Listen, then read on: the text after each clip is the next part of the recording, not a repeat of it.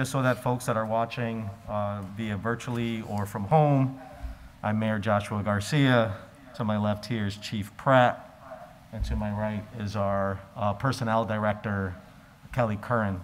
And what we're doing today, and not only today, but also the next 2 Wednesdays, we're interviewing candidates for a captain position, 2 lieutenant positions, and 2 sergeant positions. And the process that we're going to undergo is very different than what the city of Holyoke has ever done in the past.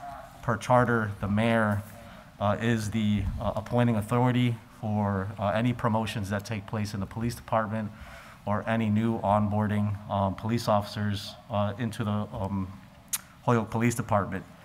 The rules of which how we hire is governed and managed by civil service.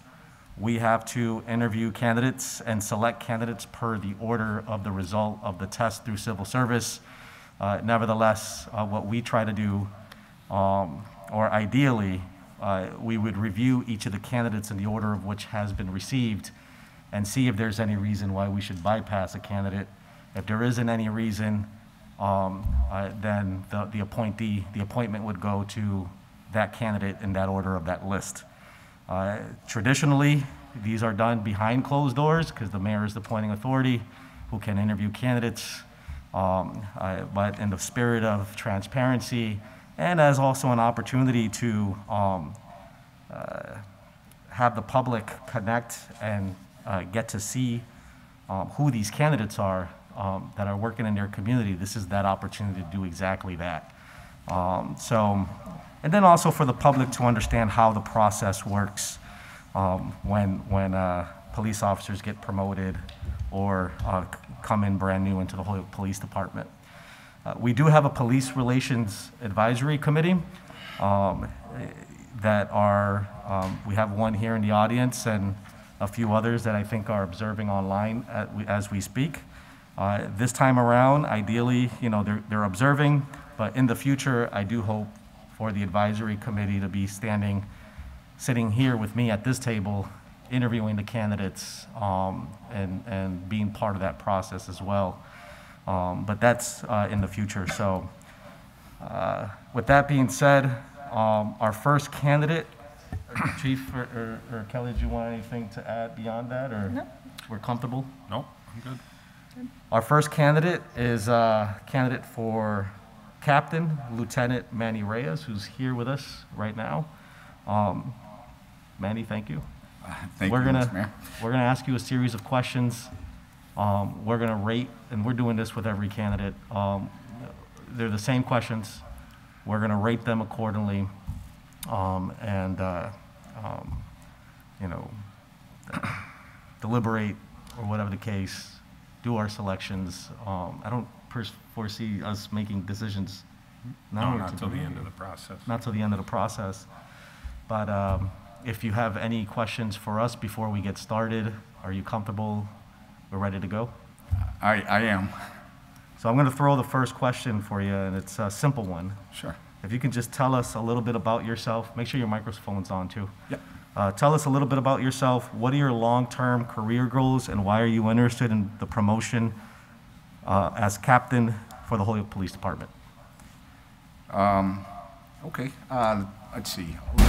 A little bit about myself. Well,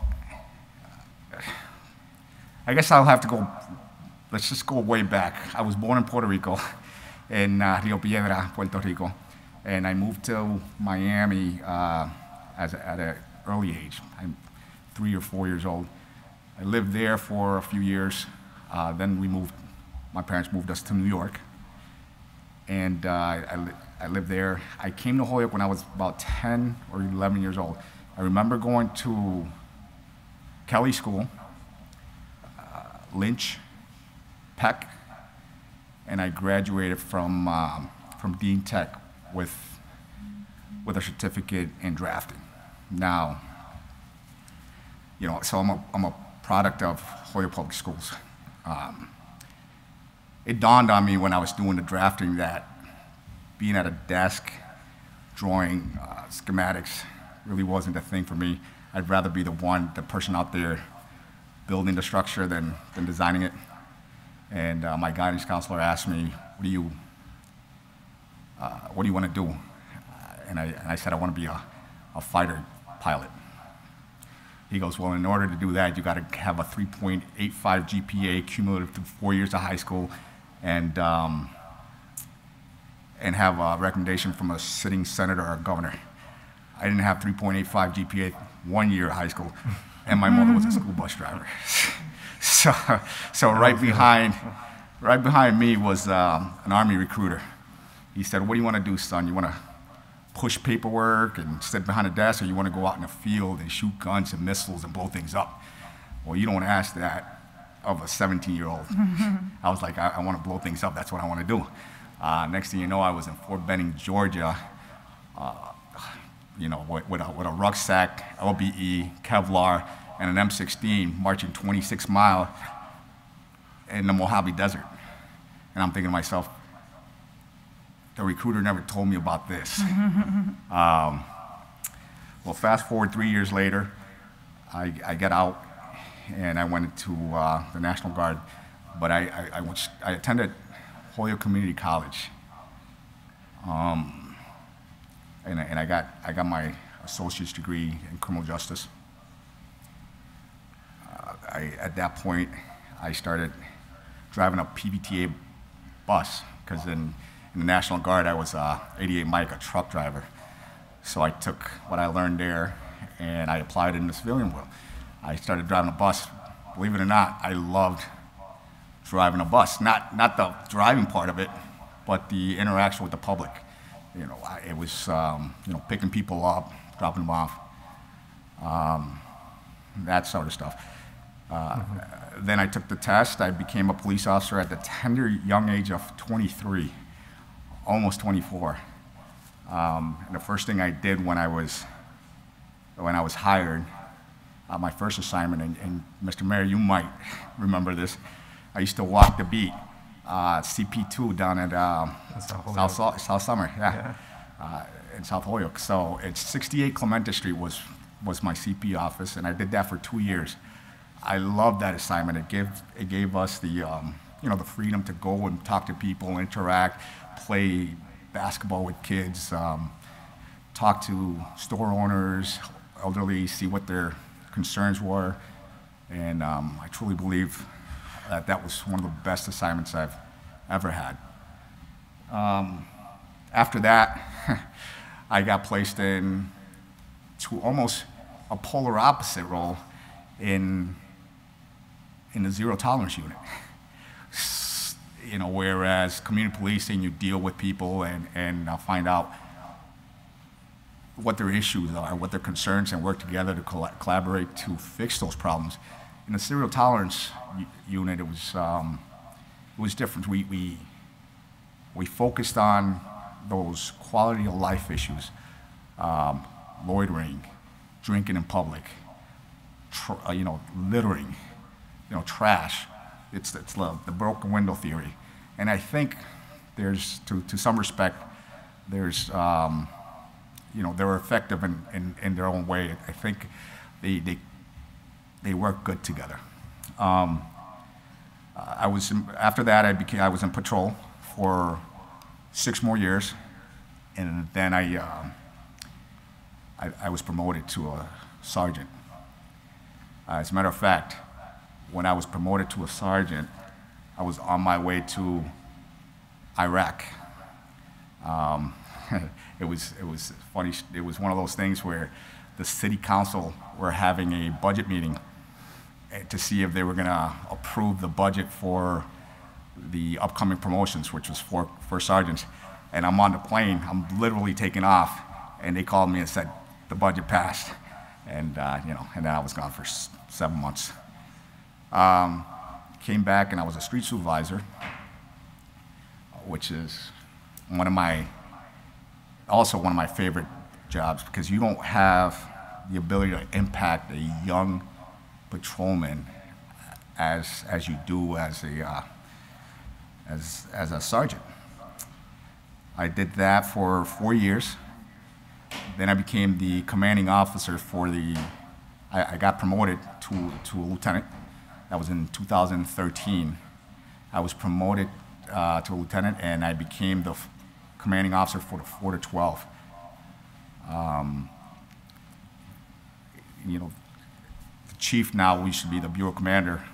Well, when I was the field operation commander of the Fort of Midnight, he can attest.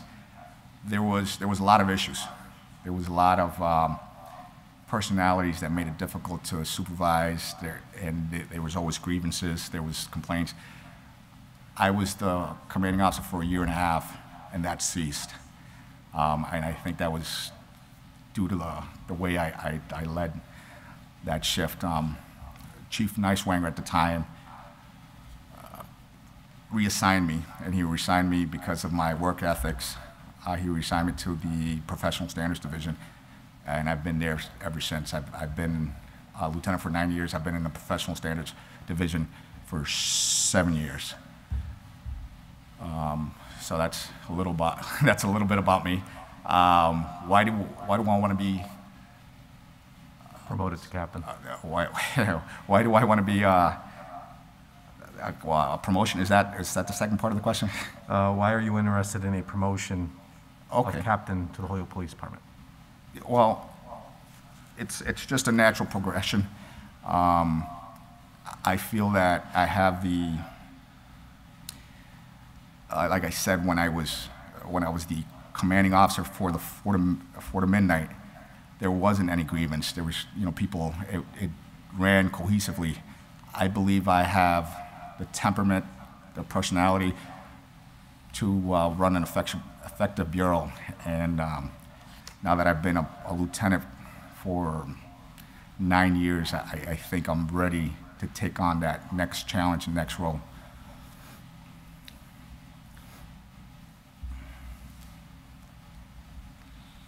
Would you, if you want to take the next question? Sure. Can I Go for it. ask a follow-up, though? Oh. Or part of this one? What are your long-term career goals? Well, my long-term goal, okay. Well, not that I want to push the chief out the door right now, but my long-term goal, Lower the score. my long-term goal, I ultimately, I think I see myself as a chief. I do think I've acquired a lot of experience, almost 23 years of experience, and, worked my way through the ranks, everything from patrol to, the administrative stuff to internal investigations. I was also, and I failed to mention, that I was also in the emergency response team for 9 years, where we do high-risk entries and we do special weapons and tactics training. So I do have a lot of different experience, but I have a lot of experience in the administration part, more than most. And I think with my being bilingual, bicultural, and my experience, I think I have the tools that can lead the department in a way that'll allow us to grow. Great. Can you share with us why you believe you would be a good captain? Okay. Well, I guess I can just reiterate the fact that a vast amount of experience, knowledge, by being bilingual, bicultural, but also I believe if you ask people, they would say that I'm fair. I don't show favoritism. I treat people with respect, and I listen. I listen to them. I don't let my ego get in the way. If a patrolman comes up with an idea, a one-year patrolman comes up with an idea, and it's a good idea, better than the one that I had, I'm gonna use that idea.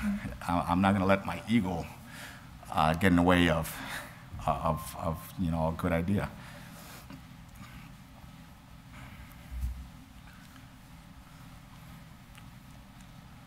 Go ahead, Chief. When you're ready. You want me to ask the next question? Yeah, go for Oh, it. sure. Tell me what you believe is the most important trait or characteristic of a good supervisor and why.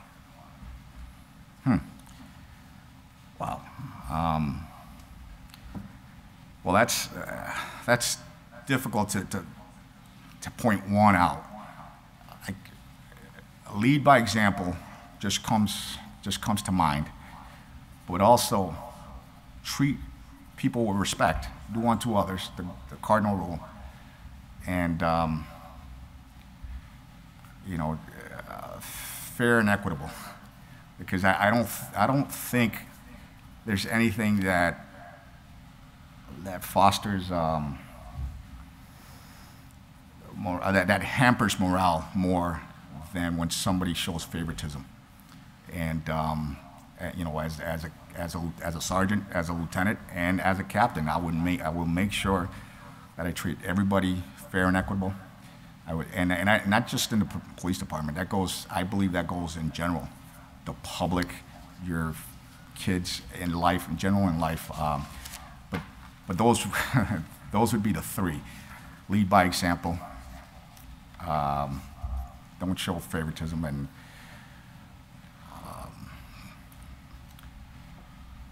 fair and equitable. In your opinion, what are the greatest challenges facing the Holyoke Police Department, and how do you think you can help with making it better in this role as captain? Wow. Well, I think the Holyoke Police Department shares the same challenges as all police departments do nowadays, nationally, statewide, and locally. Obviously, we're under the police department, or the police profession is under a lot of scrutiny. There are, so morale is slumping within the police department, and with that is the interest of new candidacy to the professional law enforcement, to the point where instead of every 2 years having a civil service exam, they're giving it every year just to try to ramp up the numbers. Being directly involved with the hiring process for the PD, I know that we have, for this last test that just took place, they said 6 city applicants signed up. It used to be hundreds. Springfield Police Department's doing the same thing, and and unfortunately it's because the perception and what they see going on. Now, locally, as in the police department, one of the biggest challenges is also resources and funding for positions. If we can get the proper funding to get enough officers to provide adequate service, that would be ideal. What I would do to help this process, especially with the image, is exactly what we're doing. Transparency, doing open interviews, having the community relations board spread the word of how we are and what we do, so we can dispel any misunderstanding or lack of communications. I have some new ideas. I may or may not have ran it by the chief, but what I'm thinking is also a customer service, a police customer service audit. And the way I envision it is, maybe quarterly, take a random sample of 10 incidents, just randomly, and mail the reporting parties questionnaire, simple questionnaire like 10. how was your service? How was the officer? How was it timely? Was he professional? Was he kind? And so on and so forth. And I think that would also foster the good relationships between the community and the police department. Not so much to, point out, or for lack of a better word, not so much to get the officer that was responding, but to see if there's any trends, to see if there's anything that we can improve on, and that'll give us the raw data. If it's timing, well, maybe we got to talk to the dispatcher. If it's appearance, then that's something that we got to fix. But then on the other hand, if there's 90% positive, then we can share that with the department and said, our last audit yielded 90% positive reviews, which will improve morale in police departments. So I think something like that would be great to institute. It's a great idea. Me next. All right. How do you think other officers at the Holyoke Police Department would describe you?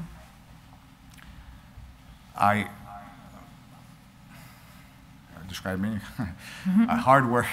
Well, I definitely, my work ethics, I'm hardworking but fair. I'm strict to a point, but fair. And I think if in a nutshell, that's what they'd say. I don't treat people differently. Great.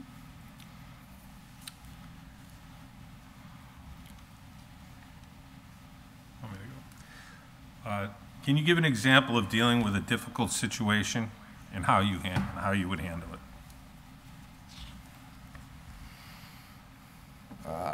Boy, difficult situation. It's kind of vague, but Well, an example. Okay, well, this was a difficult situation. 106 Northeast Street. There was a huge fire there.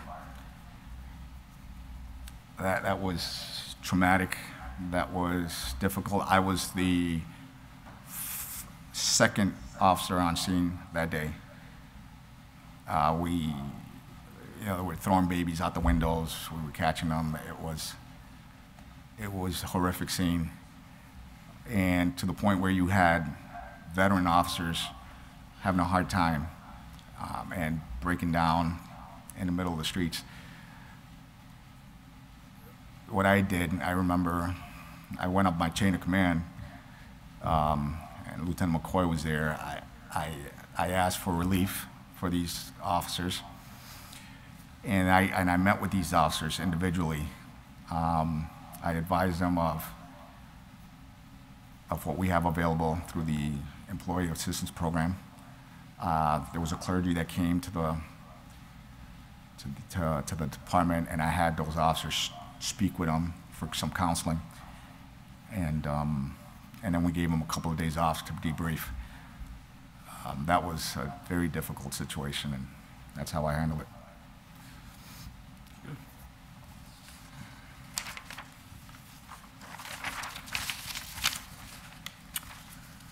Lieutenant,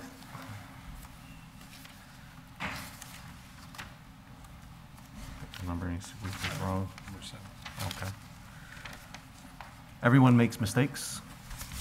How do you generally handle things when, upon reflection, or when something is pointed out to you, you realize you may have presented incorrect information or did not handle yourself as effectively as you could have?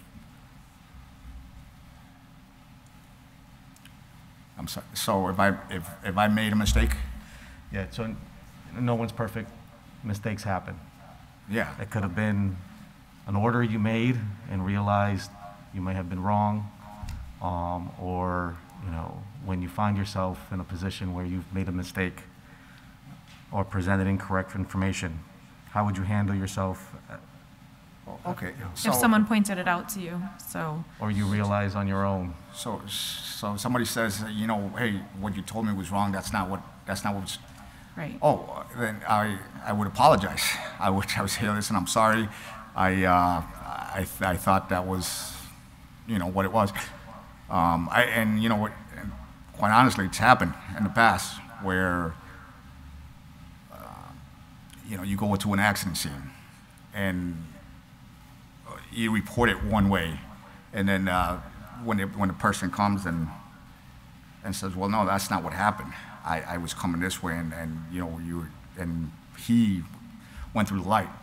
And then I very politely apologized. Oh, I'm sorry. I thought it was the other way around. You correct it, and then you give them the new report. If it's a subordinate, and I tell them to do something, and it's not supposed to, it wasn't supposed to be done that way, I will absolutely say, listen, it was my mistake. I misunderstood, and you learn from your mistakes.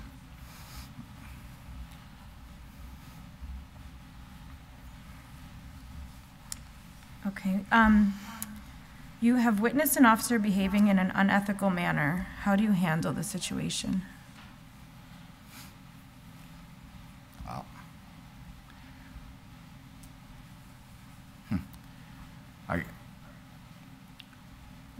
I guess it depends on the, I guess it depends on what it is. If I see somebody that responds to a burglary, or breaking in a B&E, and that officer, I don't know, grabs something and puts in his, well, that's unethical, yeah.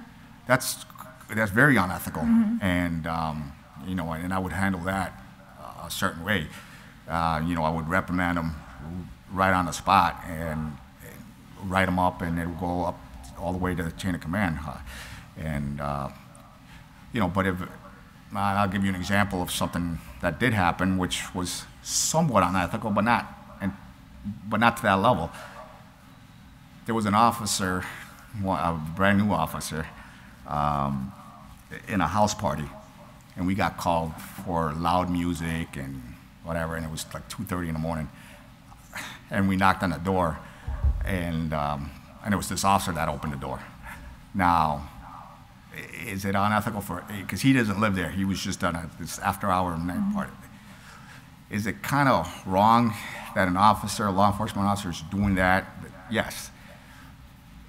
And I did speak to him. I pulled him into my office and said, listen, what are you doing? You're a police officer. You're not supposed to be, at house parties at that time of night, especially when we get there.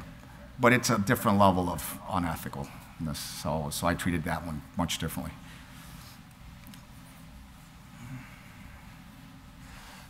Okay. What would you consider to be your strongest personal asset? Also, please share with us what has been your biggest professional accomplishment. Oh boy. One at a time there. Yeah, start with the first part. I know. I just hate to be braggadocious. Yeah. It's not easy to pat yourself on the back. I guess my work ethic, my diligence. I'm a people person. Wow. Fairness. I don't know. I think just my general work ethics is probably my biggest attribute. But as far as your biggest professional accomplishment, what would you say to date is what? Well, I am proud, and I think I mentioned this in the last community police relations meeting. The co-response clinician, as we see it today, with the drop-off center and all the call response and the CERT, the crisis intervention re-engagement team, that started 7 years ago when myself, the chief, Johnny Hart, and Matt Leone and John Barber sat down on a table just like that one, and we were spitballing. Little by little, it just kept evolving. I hate to take the credit, and I don't want to, and I'm not going to take all the credit, but I had a big part in the direction that it went and what we continue to do, and that's something that I'm proud, and I hope that it continues to grow.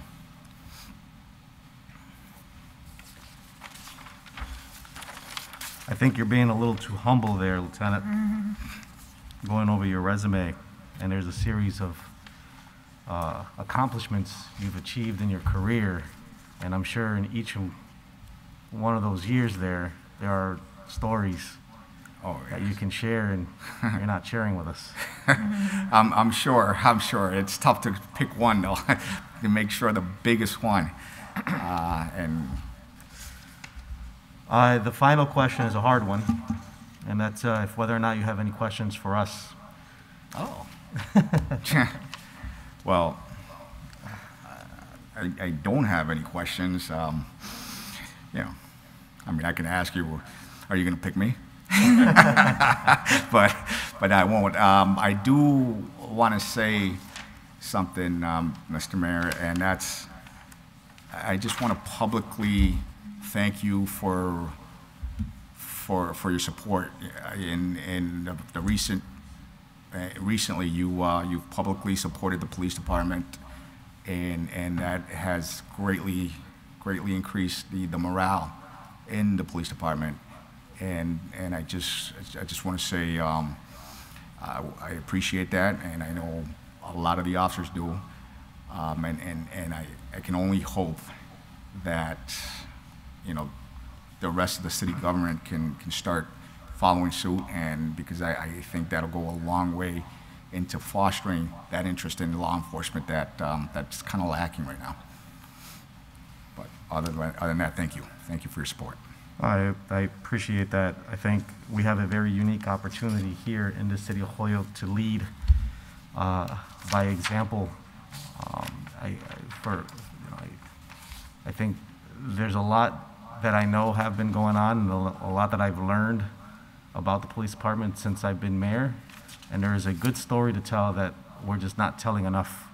And I know members of the review of the advisory committee would agree, because we're all learning together. And I'm very much looking forward to do what I can to bridge the relationships so that we could improve services in the police department for not only the community, but also the people we employ in that department, and do what's right for the city of Holyoke in every corner, from West Holyoke all the way down to South Holyoke. So thank you so much for your ongoing interest here in the city and growing within the department, and very much looking forward to continuing to work with you, Lieutenant. Thank you, Mr. Mayor. So we'll, be in touch. Oh, and Chief. Yes, sir. Was there anything you wanted to report back regarding Lieutenant? Anything in his file, disciplinary perhaps, or what do you call it when you get recognition or acknowledged? Correct. Maybe in his file? Commendations, letters of appreciation. Anything worth noting? Yes, Lieutenant Reyes started with the police department in 1999 as a reserve officer up to his current assignment as a lieutenant. He has 8 letters of appreciation, a certificate of appreciation, a letter of commendation in his file. He does have some minor, for lack of a better word, write-ups, but they're very early on in his career, 2002. One was just for missing a court appearance, and the other was what we used to call the sick abuse letter, which was really a contractual thing in a more of a problem. I don't think officers that were written up at this particular moment, and I'm sure he knows more. My recollection of that is that a lot of letters were given out to a lot of officers to sort of start a trend or a pattern, but it wasn't really well put out there, and officers were sort of caught off guard that that was now going to be the new system. So, and actually the old system, and that has since changed, and that's not even a issue. So I would call those non-relevant in this particular case. Don't miss any more court appearances. Yeah, yeah, I haven't missed one since 2002. yeah. 20 years. Yeah. Well, I can also say that the system for bringing officers in and having them report is especially in those days, wasn't the greatest, and it was very easy for. Who was the chief at that time? Was that Scott? 2002. High school at that time. I think it was. I believe it would have been Chief Scott, or It was Chief Scott. yeah, he probably. came in 2001, Probably Scott. I believe. Oh. Yes, Chief Scott. Yeah. So, Yeah. All right. Thanks so much. Well, thank you. do you want? Who's- Can you just send in the next candidate? It'll be Sergeant send that to the Harrison. file.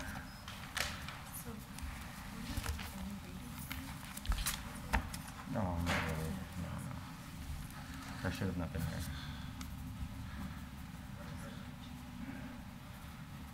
Which one is it? Mark Harrison. It should be. Do I have it in here? You should be your net. You should have another one with him on it. No, look up here. So it'll be. Oh, it's paperclip. See what I'm saying? Got It's it. right here. Got it. You should have all of them. Mark, come in. Have a seat right there. So this is Manny's. And just, Mark, just make sure that the microphone is on. You see the green light? Is it Green on? light is Yeah, on, okay. yes. So you're good to go. It's paper clipped. You found it? So Mark is going. Wait, this is. Mark is a, Lieutenant Manny Reyes. There's two of them. yeah, no, don't look up here. This is Mark Harrison. Oh, See? got it. Lieutenant Reyes brings me those files. So it's from, to me from him. Sergeant Harrison, how you doing? Good, Mr. Mayor. How are you today? I'm doing well, thanks. We're Very good. going for lieutenant. That is correct, sir. To my left, you know this guy, Do. the chief. Afternoon, Chief. Kelly Curran is our new personnel director in the city of Holyoke. Nice Pleasure to meet you. And I know this is a very non-traditional approach, first based on, you know, how we've practiced these in the past. But, you know, in the spirit of transparency, we're trying something new. More so, what's important to me is for the public to get to know who the candidates are that are being promoted in the department. And also any new onboarding officers. We're not reviewing new candidates. This is a promotional interview. But, you know, publics get to review this and see who's coming into their community, into these roles. And hopefully that, you know, that continues to build that relationship and bridge that connection with the community, between the community and HPD. We're gonna ask a series of questions. We're gonna rate them accordingly. Obviously, as you're well aware, civil service dictates the order of which gets selected unless there's a reason to bypass. Okay. Once we finish our interviews, we got interviews today, and the next 2 Wednesdays, we'll be able to officially make the selection and go forward from there. Before we dive right in, do you have any questions for us? Are you comfortable? No, I'm comfortable. Excellent. So I'll go with the first question here. Tell me a little bit about yourself, Sergeant, and what are your long-term career goals? Why are you interested in the promotion at the Holyoke Police Department? Well, I'm not originally from Holyoke. I grew up in Northampton.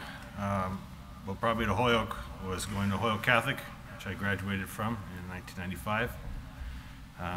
Basically, since then, I made Holyoke my home. Began to work locally, doing some things, dabbling a little in college. Didn't really have any direction at the time. So I joined the military. A little older, I was 24 years old. I was at basic training when September 11th happened. I was able to work. I did 4 years of active duty. I came home, I started a family, returned to Holyoke to do that. And it was a kind of a natural progression and a fit for me to apply and become a police officer. So I've been on the job for about 16 years now. including my reserve time. I've been in patrol for most of my career. I wasn't quite sure what I wanted to do within the department. So a few years back, I kind of did some reflecting and kind of leaned back on my military experience as leading and supervising soldiers. So I thought that I did well with that in the military, and it would be a route that I would like to take within the police department. So I began the process of hitting the books and studying and doing what I needed to do to really fill that role. And I've been a sergeant for almost 2.5 years now, just shy of that. I feel like I've slid into the role well. I enjoy doing the work. I enjoy approaching the job from the supervisory level, being able to share my experience, my guidance, the leadership qualities that I bring to the table in the position. I'm looking forward to progressing through this promotion. I think that the responsibilities of the next level of leadership will rest solely on me. I mean, as a sergeant, you work with other supervisors. There's a lot of shared responsibility, but as a lieutenant, you have that overall responsibility to make the decisions and answer for your decision-making and everything that happens under you as you uphold the policies and the procedures and the laws of the Commonwealth, doing the job day to day. So that's kind of where I'm at now. Still got a good amount of time left in a career. So, I mean, we've got a captain's exam coming up next year, but so we're doing one step at a time. So you start hitting the books and you're immersed in the material, the job, a little more theory and upper level management, things that you hopefully will learn along the way as this lieutenant position. But I look forward to continuing to serve the community and doing so in a leadership role. You were in patrol for so many years and then sergeant for the last 2. What motivated or inspired you to go on and take on the role of sergeant versus doing it earlier on, you know what I mean? Well, through my career, you know, you come on the job, you come out of the academy, you're gung-ho to get out there and do the job, and as you progress and try to figure out kind of how to go about applying yourself to the job, as you kind of see the same things and the same people and same issues, kind of figure out how you can make a difference in that role. You know, whether you end up in a detective bureau or any other kind of special unit like a community policing. I never had the opportunity to fill any of those roles, so I kind of just dedicated myself into the patrol. Had an injury a few years back where I was out for a lengthy period of time. Okay. Really learned and reflected on how I could have handled that certain situation differently and where it led me, and that kind of led me to kind of look back at how I want to approach the job and how I can do so in my leadership position, and kind of like that was one lesson that I learned that I'm hoping that I can impart to younger officers who come on the job in their approach to taking it slow at times when you can, and doing the job forcefully when it requires it to be done. Okay. Can you share with us why you believe you will be a good lieutenant? Okay. I think a lot of it is built along my experiences in training from my time in the military. So I was a supervisor in the military. I led soldiers. I was responsible for millions of dollars of equipment and in a combat zone. I think a lot of the not lessons, but a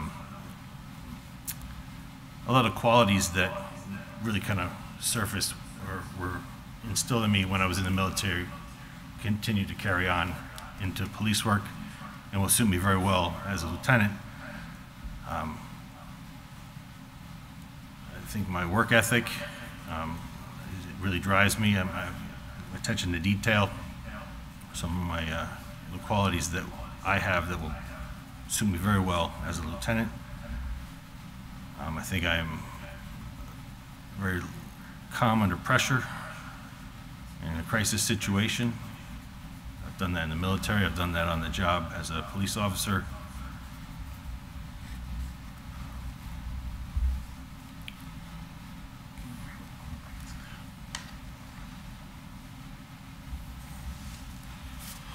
Okay, tell me what you believe is the most important trait or characteristic of a good supervisor and why.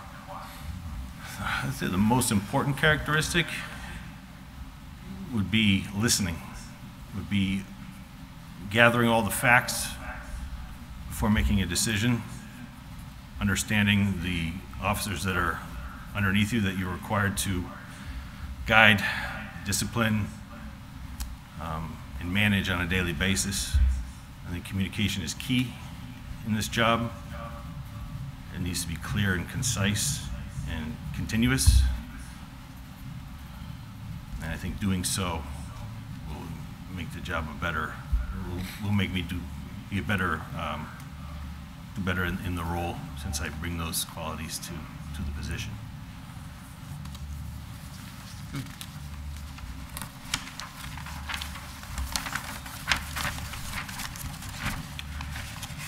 In your opinion, Sergeant, what are the greatest challenges facing the Holyoke Police Department, and how do you think you can help make it better? Well, I think policing as a whole is facing many challenges these days.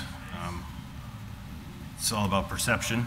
It's about how we present ourselves to the public, how we're viewed. And I think going forward in that regards, we need to raise our standards as we're expected to do so by the community that we serve. And I think this format for this interview is a prime example of that, as we're starting to show who we are, as people don't always see us in the best of situations when we deal with them on the street. It's nice for them to be able to get to know us in another circumstance. I think that we can continue to do so through technology. I think technology, use of the technology can help us in that regard. I think a lot of coordination between departments, our coordination with many of the other agencies has allowed us to become better as we serve the community through some of our biggest challenges of addiction, mental health, a lot of the crisis calls that we go on daily. I think if we continue to build those strong bonds and coordination with those agencies, that we'll be successful.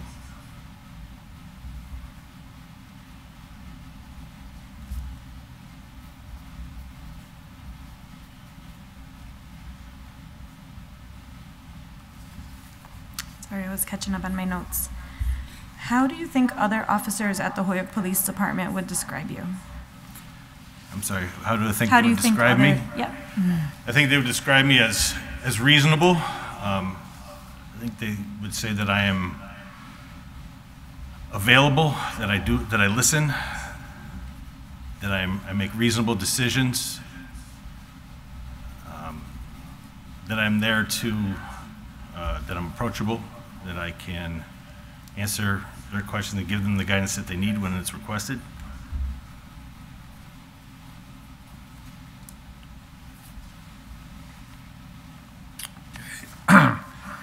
Can you give an example through your career of dealing with a difficult situation and how you handled it? Yes. I think most recent that comes to mind is our response to Ivy Ave, which was, we responded to a clinical worker who was attacked by their client and who had then barricaded themselves in their apartment. It was right at the beginning of shift, and we were leaving the station. There was a changeover of officers. We had guys coming and going. But given that situation, we had an injured party and then a barricaded subject. We were able to coordinate with the Detective Bureau and the personnel, we were able to put things together, and we were able to subdue the subject without any loss of life and take him into custody without any further incidents.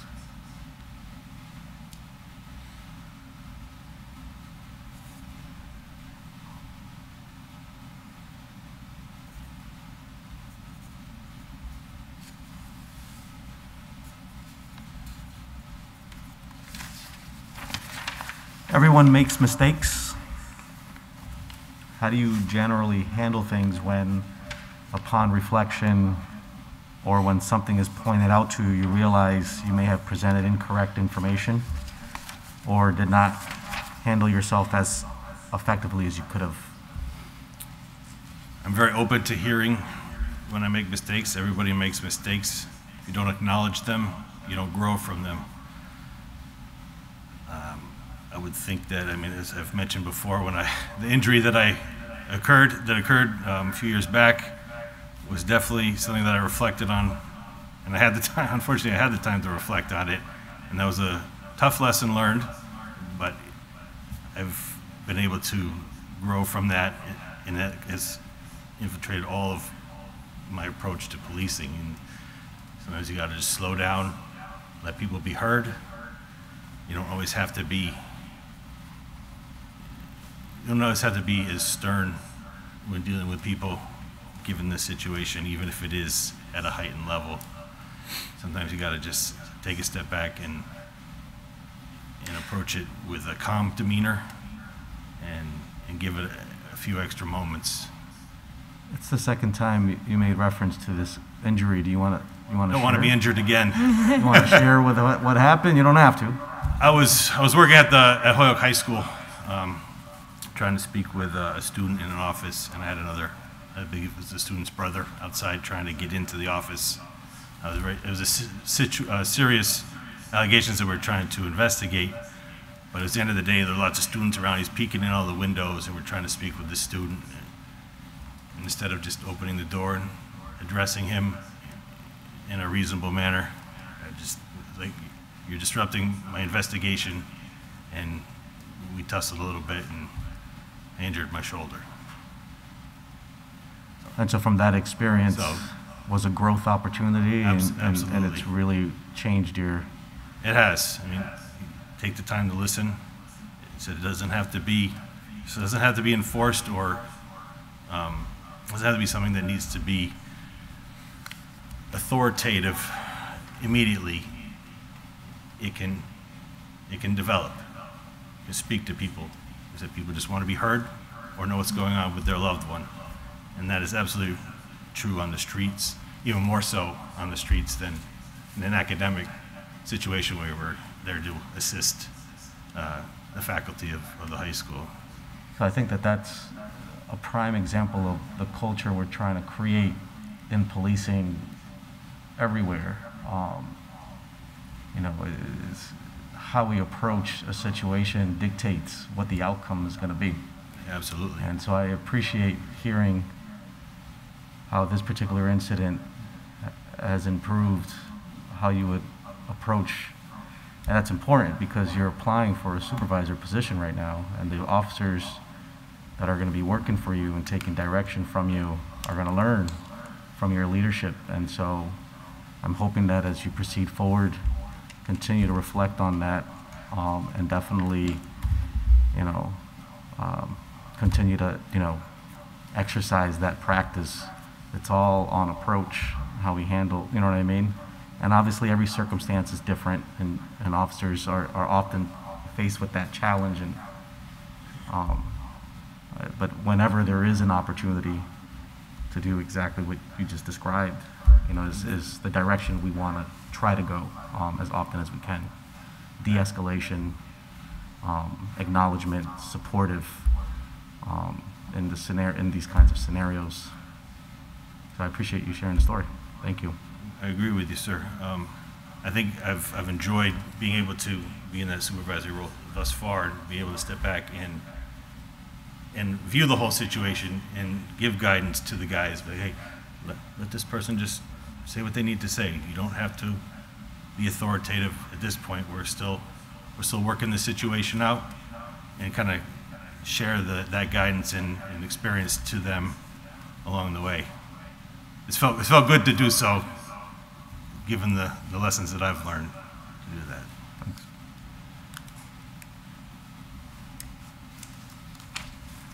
Yes. You have witnessed an officer behaving in an unethical manner. How do you handle the situation? I'm sorry, could You have witnessed just an get a little officer- feedback. Yeah, I could hear it behind me. It's a little distracting. You have witnessed an officer behaving in an unethical manner. How do you handle the situation? Well, initially I would approach the officer and gather all the facts, or gather their side. I mean, each situation would be different, but given an overall approach to it, I would address it with the officer directly and determine what action needed to be taken from there, whether it be an action that I needed to take or whether it be an action that that officer would need to take to correct the situation. I would point out the error of their actions and give them the facts that they need to see that error. And like I said, if it be something that they need to remedy on their own by telling the right person about the situation, and if they would refuse to do that, then I would be forced to take what action I need to take.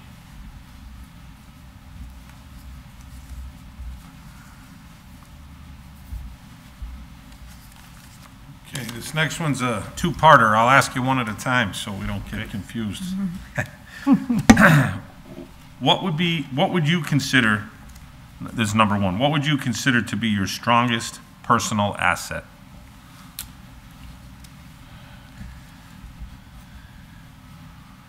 I'd say that my strongest personal asset would be my attention to detail,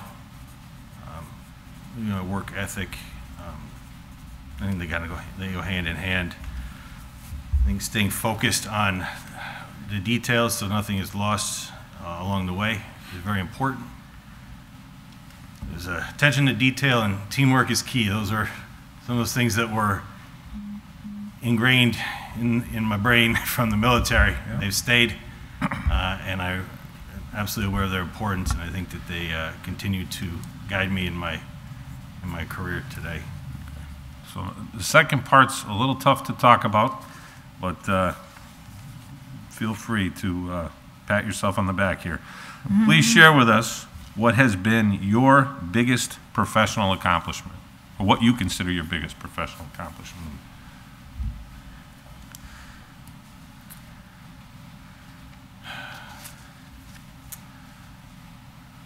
It's a difficult one for me to really reflect on. I mean, I think that I do the job without looking for accolades.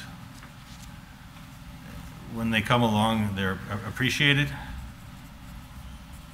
So it's difficult for me to kind of approach that.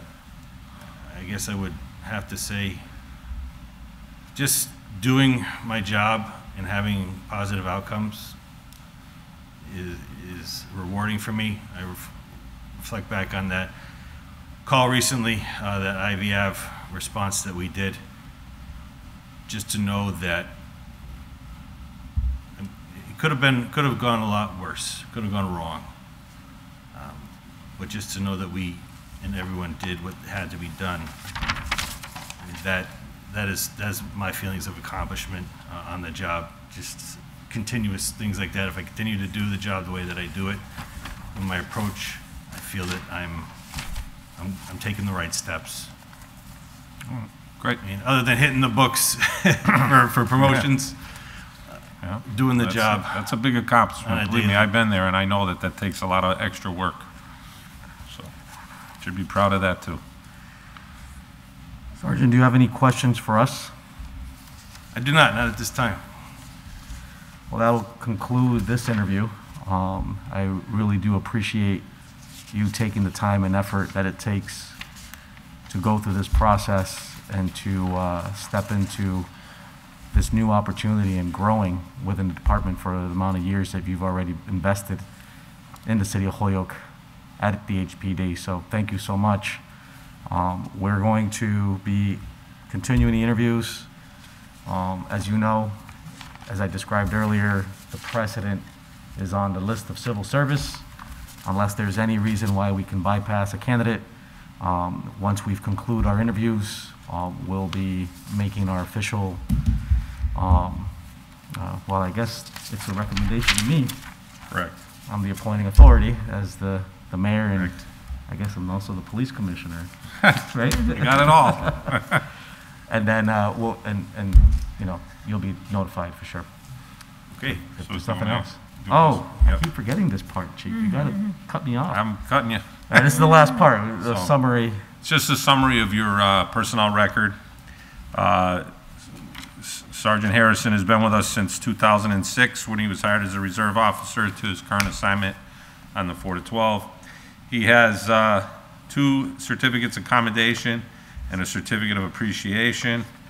He has no disciplinary write-ups at all in his tenure.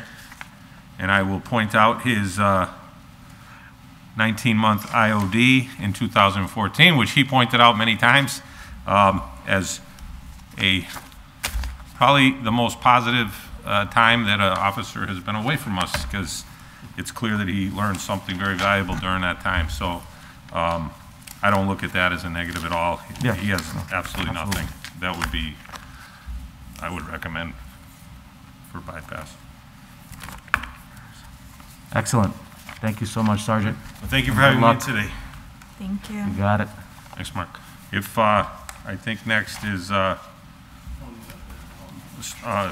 Sotolotto.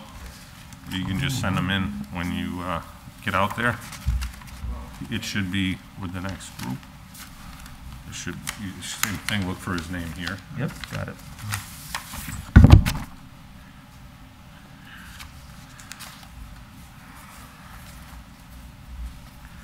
Sotolotto. Sergeant. Yes. Lieutenant. I think so. How you doing, Sergeant? Extras? I'm doing well. Extras? Yeah. How we doing? Hi, I'm Kelly. Nice to meet you. Sit over at the- Oh, very nice. Thank you. Thank you. Thank you. Excellent. Thank Do you mind handing this over to her? Thank you. Excellent.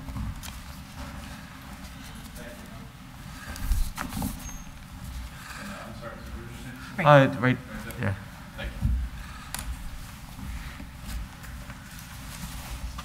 All right, Sergeant, how we doing? Good, sir. How are you? Good. I'm doing well. You know the chief. Yes, sir. I introduced you to Kelly Curran. She's our new personnel director here in the city. Very nice to meet you. We have a very non-traditional approach in this process. Part of our effort here is to be transparent and establish a better communicative relationship between this process and residents of the city of Holyoke. As you already know, civil service dictates this process of the order of which candidates score on the test. Yes, sir. What we're trying to do is to, review candidates, and if there is any reason to bypass a candidate, if there isn't, the selection goes in that order. Yes, sir. Either way, it definitely is a good process for candidates, and looking to grow in the career of law enforcement in Holyoke. And then also, again, an opportunity for the public to see who these officers are, who's looking to grow within departments, and as a way we try to continue to build that relationship. We're going to ask you a series of questions. We're going to rate them accordingly. The rating is just to help gauge answers and as for discussion purposes and make sure that we're on the same page. Yes, sir. After that, if you have any questions for us, we have 2 more days. Next Wednesday and the following Wednesday, we'll be interviewing more candidates, and upon conclusion of that, we'll be making the decisions on those selections accordingly. Yes, sir. So before we dive into this, do you have any questions for us? No, sir. You comfortable? Yes, sir. Thank you. All right. So I'm going to ask the first question. If you can tell us about yourself, what are your long-term career goals and why are you interested in the promotion at the Holyoke Police Department? Oh, I'd say, boy, what could I tell you about myself? I'll start with that one first. I've been a police officer here since 2015. Before that, I worked for 4 years as a police officer in Northampton. I was born and raised in Agawam. I moved to Holyoke about a little over 10 years ago now, while I was working in Northampton. When I was in college, I worked at Holyoke Hospital for a long time. I was a security guard there, and I moonlighted on the psychiatric unit there also as an attendant. I had the chance to interact with Holyoke police on a pretty regular basis there. And I saw the kind of agency it was, the kind of work that they did, and I knew it was something that I wanted to be a part of. So I took the exam for here, was lucky enough to score high enough, and was chosen to be hired here in 2015. And it's been a great ride ever since. I've enjoyed just about every second of it. As far as other things go, educationally, I have a law degree. I just graduated from Western New England Law School last May. I also have a master's and a bachelor's in criminal justice from Westfield State, and I also have an associate's in criminal justice from HCC. I'm sorry, sir, I didn't hear you. CJ, from where? I have a master's and a bachelor's from Westfield State. And an From associate's- Westfield State, guys, you hear that? Wow. I think there's 2 Westfield State You're Westfield alumni. State? Perfect. Yeah. I Westfield State too. I still You're got plenty Westfield of, State too? Oh, look at that. I still got plenty of Westfield State T-shirts in my drawer. Shout out to Westfield State University. Yes, sir.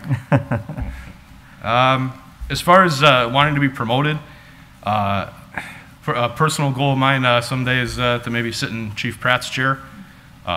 If not at this agency, long after you've retired, Chief, I'm sorry. You guys are hurting your scores, man. I'm just kidding.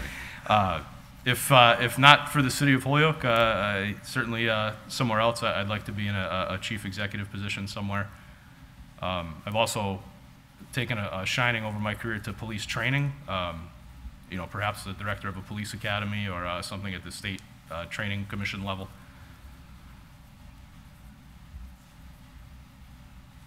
Nice. Very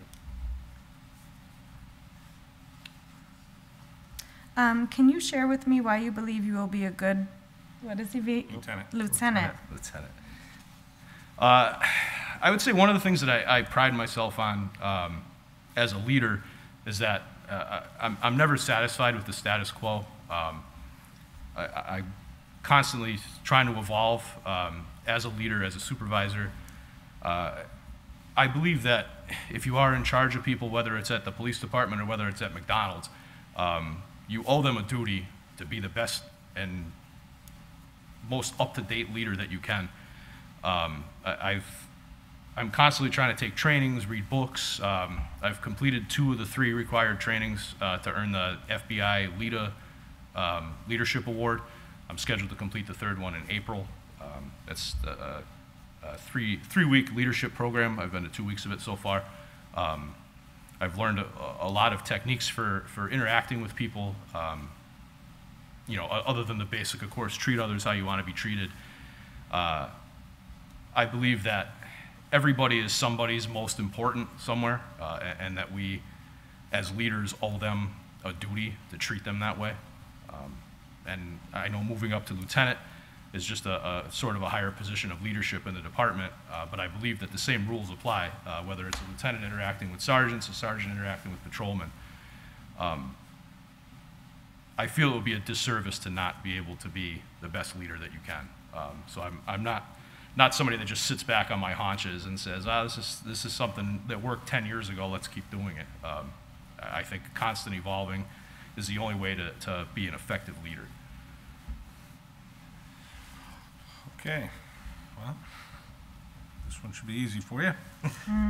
Tell me what you believe is the most important trait or characteristic of a good supervisor and why. I'd say it's pretty hard to boil it down to just one. But I think if I was gonna, off the top of my head, come up with what's the most important thing for a leader or a supervisor, it's to be approachable. not to have an adversarial us versus them attitude. I think that's something that shouldn't be pervasive in policing alone, but certainly as a supervisor interacting with a subordinate, it's my personal opinion that a supervisor should be a resource rather than just a do this because I said so because I'm sitting in this chair and you're not. When a subordinate has a question or a problem, they should feel that they can come to you. If they need to tell you something in confidence, you evaluate what they tell you, of course, in confidence when the law dictates you have to do otherwise. But if you can, you keep it in confidence. You help them solve their problem. If it's a job-related question, you act as a resource for them, not, how can you be so dumb? You should know this, that sort of thing. I've worked for plenty of guys like that in my career, as I'm sure you have too, Chief. It doesn't work. It doesn't foster a good working relationship when there's that sort of tenuous feeling between a police officer and a supervisor just constantly bashing heads. So I don't think that I don't think that leads to any positive interaction at all. Okay, perfect.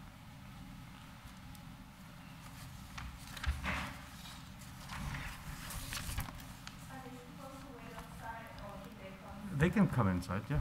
I think she's been having them wait outside. Yeah, they can just have them wait right there in the hall, Or in the because hallway. otherwise they're hearing the question. Oh, sure. Yeah.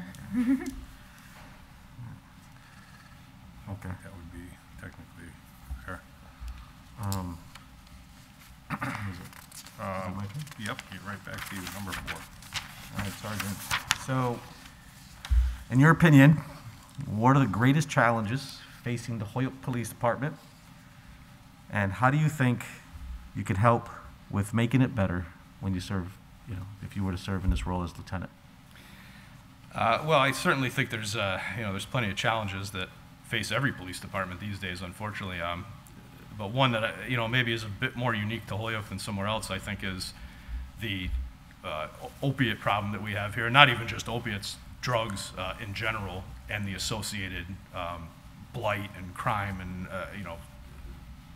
unrest that it brings with it. I don't think that, as a matter of fact, I know that arresting everybody is not the solution. We've tried that for 30 plus years and it hasn't done anything, and I'm speaking on a global scale, not just the Holyoke Police Department. I think that we have sort of taken the lead in addressing that problem, and that we have our 2 detectives that deal full-time with addiction issues and the associated homelessness, sort of things that come with it.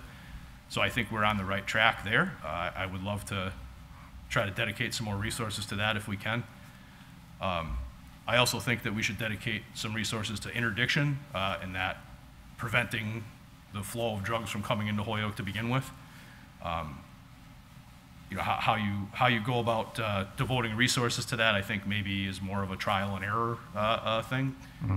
Unfortunately, Holyoke is like most other cities these days, and we're tasked with doing more with less. And that's not just the police department, of course, that's citywide everywhere.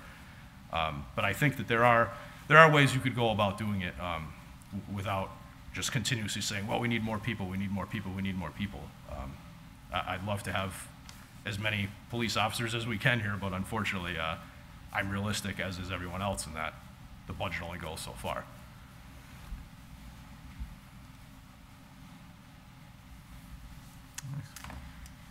How do you think other officers at the Holyoke Police Department would describe you?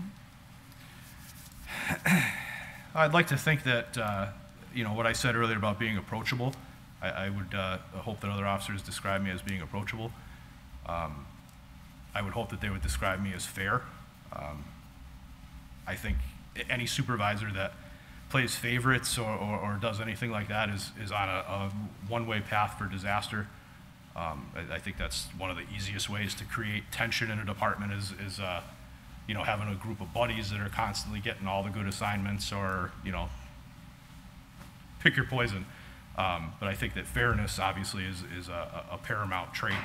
And I'd like to think that most of my coworkers would consider me as being fair. Okay. I would hope that they'd also call me reliable. If I say I'm going to do something, I'll do it. If someone asks me for something and it's, in the future, I pride myself on making sure that it happens. I'm not another one-way path to disaster, I think, is saying you're going to do something and then not doing it. No easier way to get undermine your foundation, I think, as a supervisor.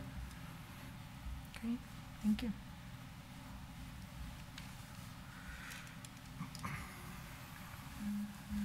Okay.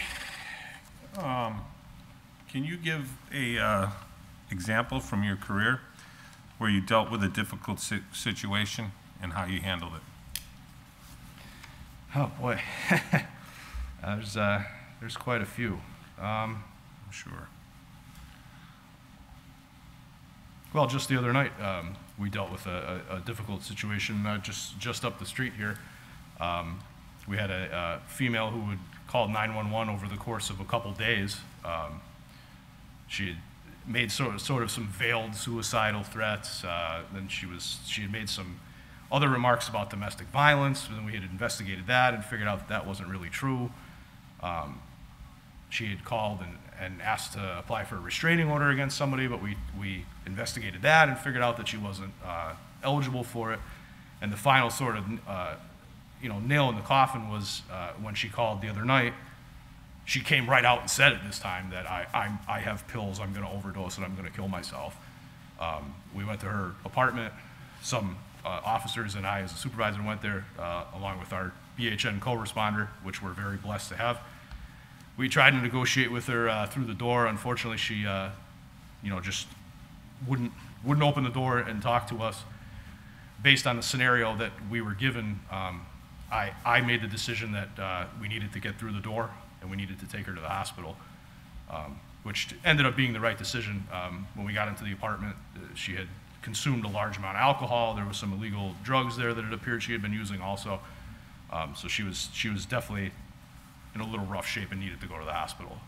So as a boss, as a supervisor so far the past couple of years, I've had to make that decision, a handful of times of whether we force our way into somebody's house because we think they need help or whether we get in our cruisers and leave.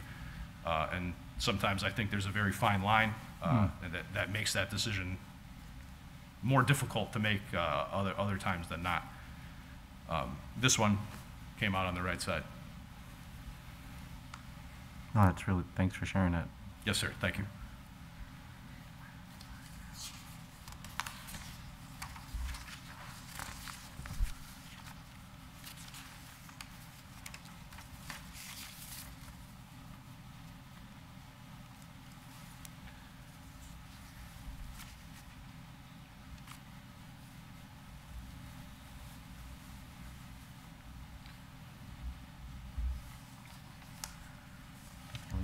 Yeah. Oh, I'm up. Sorry. So everyone makes mistakes. How do you generally handle things when, upon reflection, or when something is pointed out to you, you realize you presented incorrect information or did not handle yourself as effectively as you could have? Well, I certainly think that any one of us that consider ourselves to be human know how to apologize to somebody. There's been certainly more times than I can count where maybe I handled something the wrong way, or maybe I was a little too stern when I didn't need to be, type thing. But I don't believe it's beneath anybody to go up to somebody and say, hey, I'm sorry. I was wrong about that. If it's a situation where you've given bad information or outdated information or whatever, certainly rectify the situation, as soon as practical. But I don't think that it's beneath anybody to say, I'm sorry, I messed up, I was wrong, and let's move on. If possible, we're all, yes, we're the police and everything else, but I think we get bogged down in forgetting that we're humans. And everybody makes mistakes. I don't think any one of us are immune to that. Perfect. Excellent. You have witnessed an officer behaving in an unethical manner. How do you handle this situation? Anything involving ethics, ethical matters needs to be addressed immediately. I don't think that's something that can be put on the back burner or dealt with at another time. Certainly, I would evaluate the situation, determine what the unethical behavior is. Probably start with a consultation, in a private area to determine the extent of the matter, see what the officer has to say. Depending on the nature of the violation or the officer's response to it, if we have to pursue other avenues, whether it be progressive discipline or something else. Unfortunately, if we don't have ethics, I don't really think we have much else, to be honest with you. I think we, as the police especially, we pride ourselves as, maybe sort of being a notch above most person's ethics, if I can be as bold to say that. So if it's something involving that, it needs to be addressed swiftly and dealt with, certainly as professionally as possible. I agree. Okay. Little two-parter here. Yes, sir. First part, what would you consider to be your strongest personal asset that you bring to the job? Characteristics, qualities. I'd say, if I was to sit here and reflect for a minute, if I was to sit back and count all the blessings that I have in my life, which are countless, sometimes, I think I owe a lot to my upbringing that I had in my household and my parents, who taught me, not only the basics of right from wrong, which most people can credit to their parents teaching them. I think they taught me that whatever you do it 100%. If you're given a task, you do it.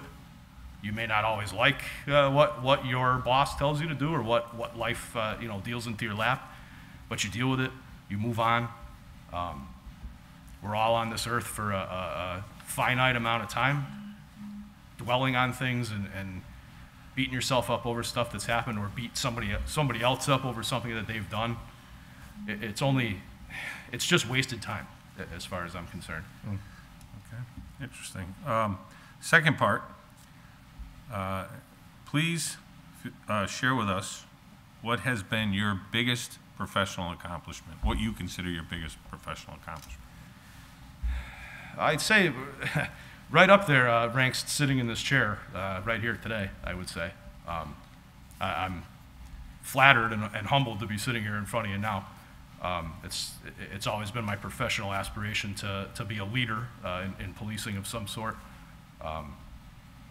Again, I'm blessed to have what I think is the skill set of it.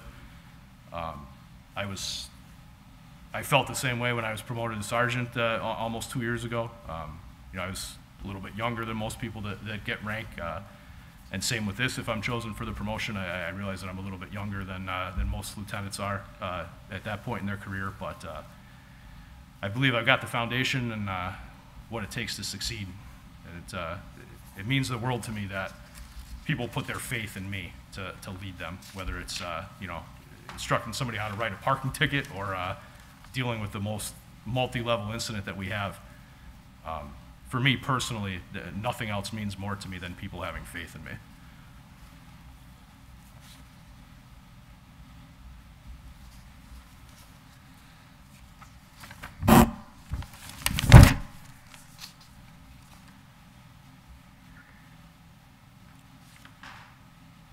I think are there any questions for us or anything you No, want to sir, go I don't over think we so. may have missed? No, sir. This is great. I really do appreciate your time and your ongoing interest in growing Thank within you, our sir. police department. Obviously looking through your resume and the things you've done professionally and personally, it's really great stuff. Thank you, sir. So yeah, if you don't have any other questions for us, we're going to continue the interviews. Like I explained earlier on, the next 2 Wednesdays we'll conclude the interviews and then go forward with the selections. Yes, sir. But, did I do that again? You did. You gotta get me here. Quicker. We got one more piece. Chief is just going to kind of go Briefly over. going over your personnel file. Sure. And just for the record, Sergeant Sotolotto has been with us, as he mentioned, since 2015, when he was was appointed as a reserve officer. Came from the Northampton Police Department, where he had served for 4 years prior, and he currently is assigned to the 4 to 12 as a sergeant. He has nothing in his record that would preclude him from promotion. He has 1 certificate of recognition, 2 letters of recognition, and 2 letters of appreciation in his file. He does have a minor write-up for it's a verbal reprimand. It's a minor issue, not anything of relevance. He did mention he does possess a law degree that he just currently finished. So all those are great. That's great. Thanks. A law degree, and what was the focus with the doctoral level coursework? I didn't focus on anything, sir. It was just a general practitioner. I'm hoping to tackle the bar exam this summer. I love the energy. You know, you got all these Thank you. trainings. You tackle every training opportunity. Kind of Yes, sir. reminds me of me a little bit. Lifelong learner. It's not a bad thing, I guess. No, I love it. That's great, man. It's an honor to have you in the police department for sure. Well, thank you, sir. Appreciate that. Thank you so much. And we'll definitely be in touch. Thank you, sir. Good luck with everything. Great. Thank you very much. Thank you. You can send in Sergeant Welch, right? Yes, sir. He's out there. You can have him Sergeant come in. Welch. He's our last one He's the last for one. today. For today. Right on time. Yep. It worked out. Doing good.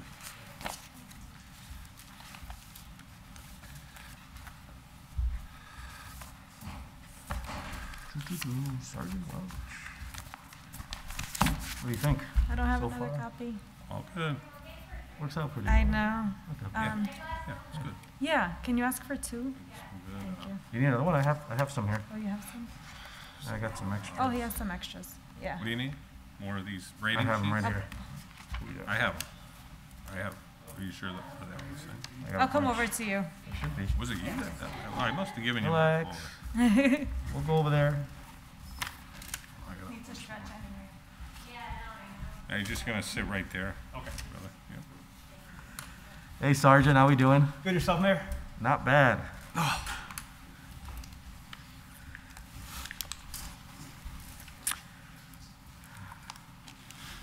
So you know the chief already. I know the chief. This is Kelly Curran. She's our new personnel director in the city of Holyoke. Here we have a non-traditional approach that we're practicing here in the spirit of transparency, and also to just offer that opportunity to allow the public to get to know the process, the candidates of which we interview, whether they're onboarding brand new into the police department or getting promoted up the ranks. In our charter, the mayor is the chief appointing authority. Upon conclusion of this process, we do have 2 more Wednesdays coming up with more interviews. We'll make our selection.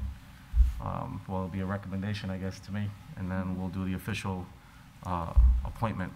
Okay. As you already know, the civil service dictates the order based on the score in the test, unless there's any reason why we should bypass a particular candidate. Okay. So with that said, we have a series of questions we're going to ask you. We're rating them. The ratings are just pretty much for us to help us just, have those conversations on, how people responded and get to know the candidates better. Okay. And yeah, if you don't have any other questions on this process in particular, we'll dive right in. Sure, let's dive right in this. All right. Are we good? You're comfortable? Somewhat, yes. All right. So I'm going to kick off the first question here. Tell me about yourself. What are your long-term career goals, and why are you interested in a promotion to lieutenant in the Holyoke Police Department? Well, to start off, born and raised in Holyoke for almost 40 years. I'm a product of the Holyoke school system. I graduated from Holyoke High. I played sports my entire life in the city of Holyoke. I graduated from Holyoke High, then I went to Westwood State. Yeah, Westfield State guy. Yeah. Graduated there with a degree, bachelor's degree in criminal justice. From there, I worked at Holyoke Mall, the security office, or security, for a short period of time there. Then after that, I went to the Hamden County House of Corrections, where I was a correctional officer for 2 to 3 years. And then I was hired at the Holyoke Police Department. I was hired in 2003, I believe. I did many years as a patrolman. I did 8 years as a K-9 officer. And then I was promoted to sergeant approximately 1 year ago. I have a wife and 2 kids.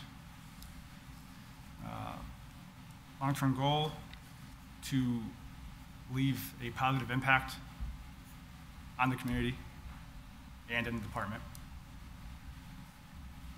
and to also continue to rise through the ranks of promotions.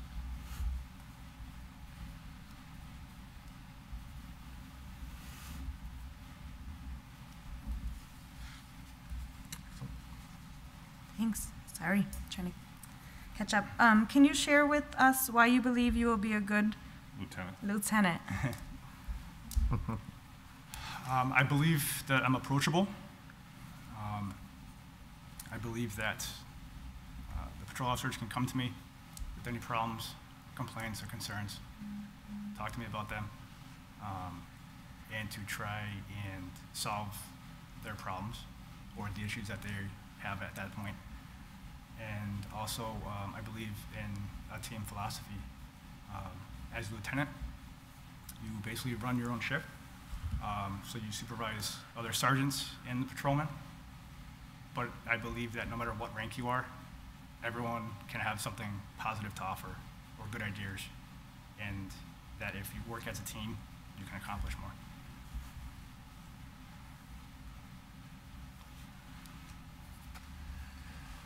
Okay. Tell me what you believe is the most important trait or characteristic of a good supervisor, and why? I believe if you can be fair and consistent as a supervisor, not play favorites, and that if you can be consistent with the rules, guys know what to expect.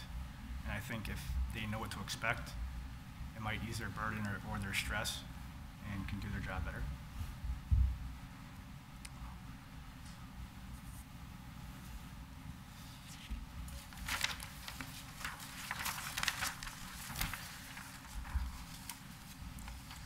In your opinion, Sergeant, what are the greatest challenges facing the Holyoke Police Department, and how do you think you can help with making it better? I think morale is somewhat low right now. Between officers working long hours, I believe it's sort of a perfect storm right now between staff and injuries and COVID. With this perfect storm that we have, guys are sort of forced to work longer hours, which puts stress on the professional and personal lives. How can it be fixed? If you can try and keep a positive attitude. I think if you bring a positive attitude to work, it can rub off on people. And if we can try and fix, the staffing shortages through funding or other means, it would help.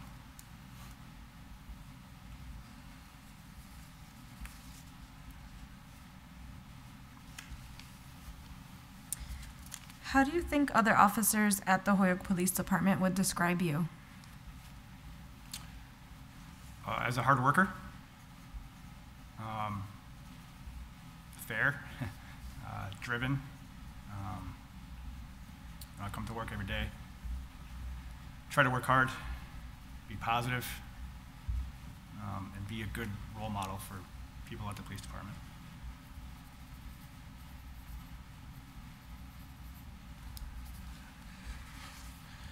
Okay. Can you give an example of dealing with a difficult situation in your career and how you handled it.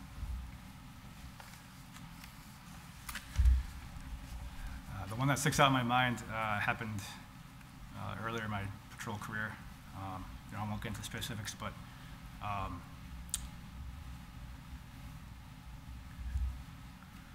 after the incident happened, I had a few days off from work to try and clear my head. I also went to the EAP, the Employee Assistance Program, spoke with counselors there about the incident. Was able to lean on my family. I have family that is in law enforcement or related to law enforcement. And I also speaking with coworkers, you know, if they had gone through the same situation, you know, how did they handle it, and how did they get through that tough, difficult situation? So leaning on family, coworkers, the EAP that we have at the hospital. Also, I think it's important to debrief that situation afterwards.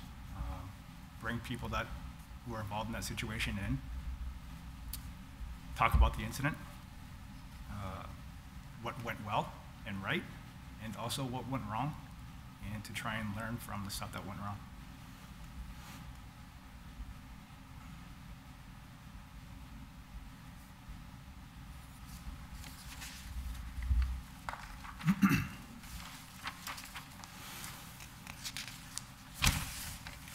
Everybody makes mistakes. How do you generally handle things when, upon reflection, or when something is pointed out to you, you realize you presented incorrect information or did not handle yourself as effectively as you could have? Like I said, everyone makes mistakes. No one's right all the time. It's impossible to be right all the time. But I think if you can admit and not have an ego and admit that you were wrong, I think people respect you for that. And also if you can learn from it.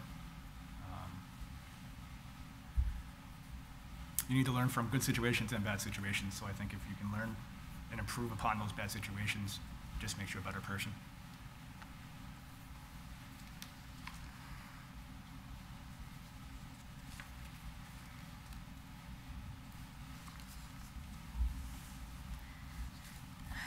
You have witnessed an officer behaving in an unethical manner. How do you handle this situation?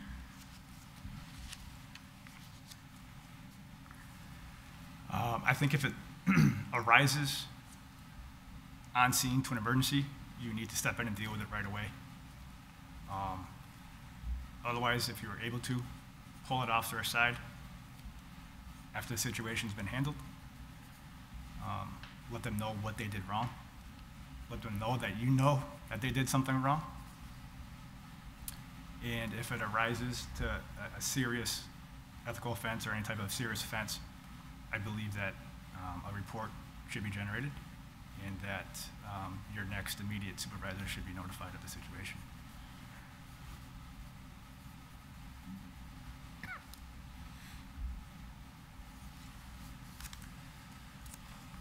Okay, two-parter here. What would you consider to be your strongest personal asset that you bring to the job?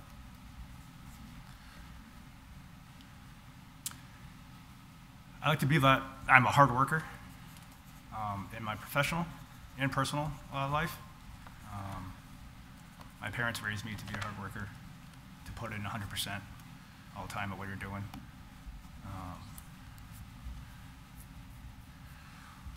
You're not always going to succeed, even though you put the effort in. You know, but you got to keep trying, and I think that if you don't succeed at first, and you keep trying, and so I believe being a hard worker and continue to try and improve yourself. Okay. So the second part is, please share with us what you feel your biggest professional accomplishment has been to date. I love being a canine officer.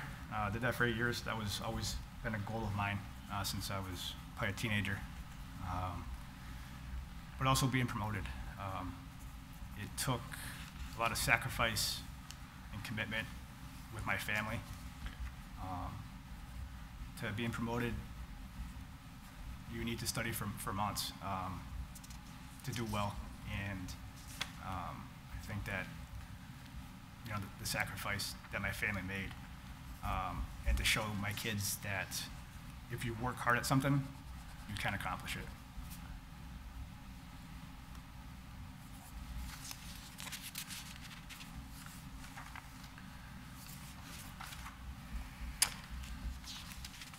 Sergeant, do you have any questions for us or anything else you want to share we didn't go over? No, not at this time. All right, I didn't forget, Chief. Chief, if you just Okay. want to kind of go over. So I'm just going to go over your personnel record for the record.